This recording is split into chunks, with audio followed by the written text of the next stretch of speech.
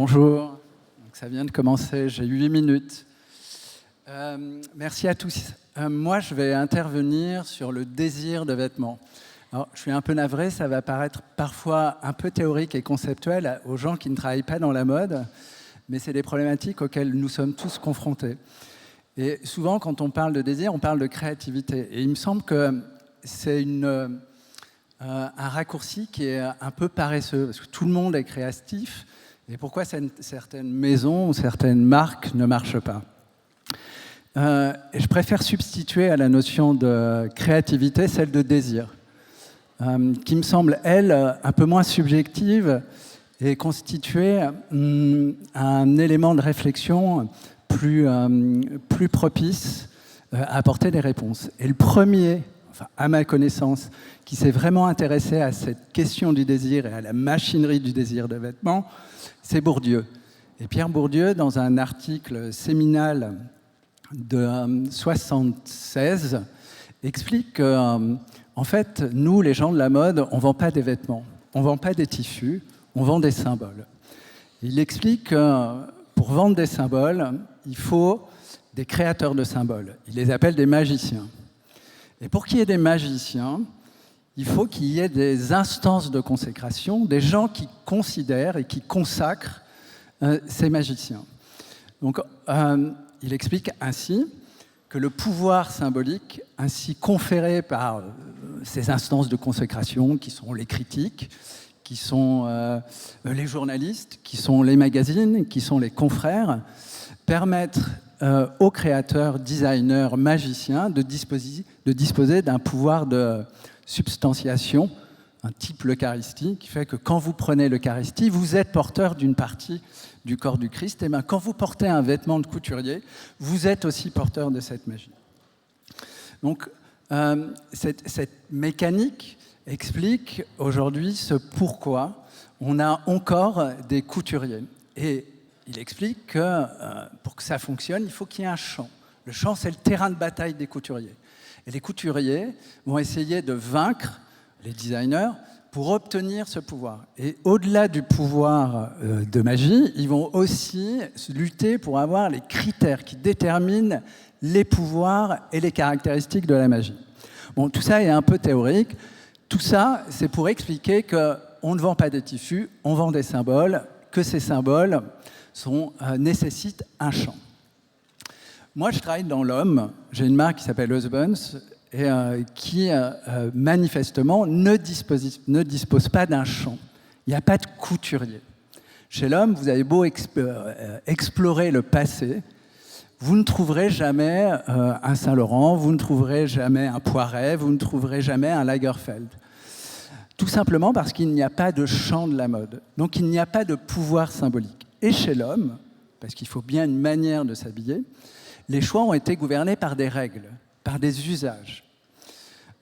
Si bien que là où on a de la magie chez la femme, chez l'homme, on a des obligations. C'est le nombre de règles qu'il faut respecter pour s'habiller. Alors, voilà, c'est no brand in town, c'est pas de montre avec un smoking, c'est le petit pan de la cravate qui doit jamais dépasser.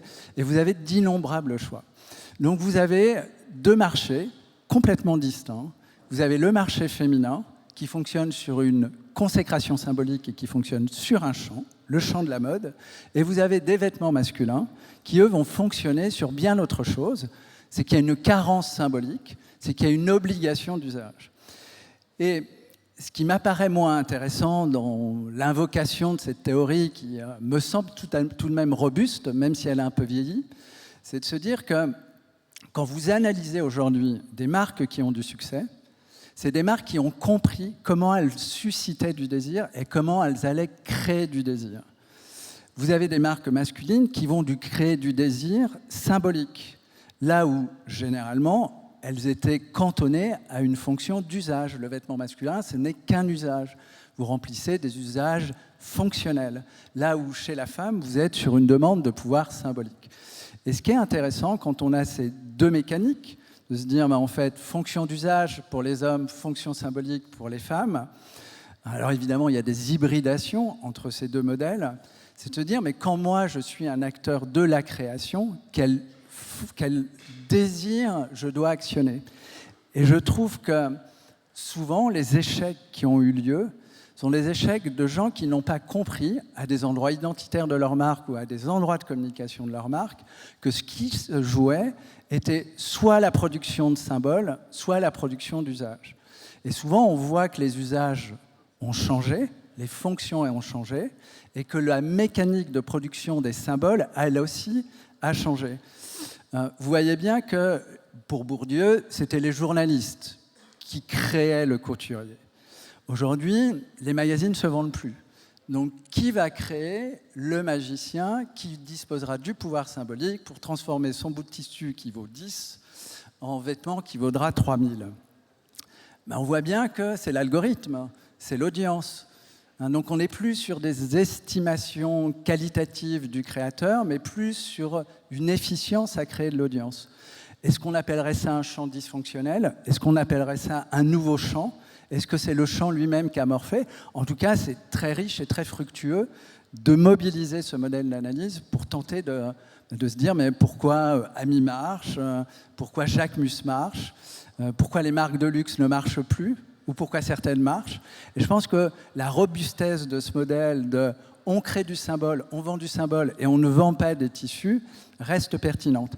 Quant à l'homme, il s'agit de concevoir comment on peut créer un désir de vêtement, donc un désir de symbole, en dehors de tout usage et obligation fonctionnelle. Parce que l'écosystème de la prescription, qui gouvernait l'adoption des usages, vous voyez, vous n'avez pas de grand magicien qui vous dit quoi porter, donc vous avez des règles. Ces règles sont édictées par des professionnels, par un écosystème.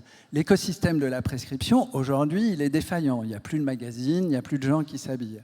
Alors, on voit bien une renaissance des influenceurs sur Instagram, mais on voit aussi que cet écosystème est en grande souffrance. Donc comment vous êtes, vous, marque masculine, à même de créer un désir si vous n'avez pas d'écosystème de la prescription et si vous n'avez pas de champ de la mode masculine. Alors je suis un peu désolé, c'est un peu théorique, mais tout ça pour dire que la mécanique qui nous doit nous obséder, c'est celle non pas de la créativité, parce qu'il me semble que tout le monde est créatif, mais celle du désir de vêtements.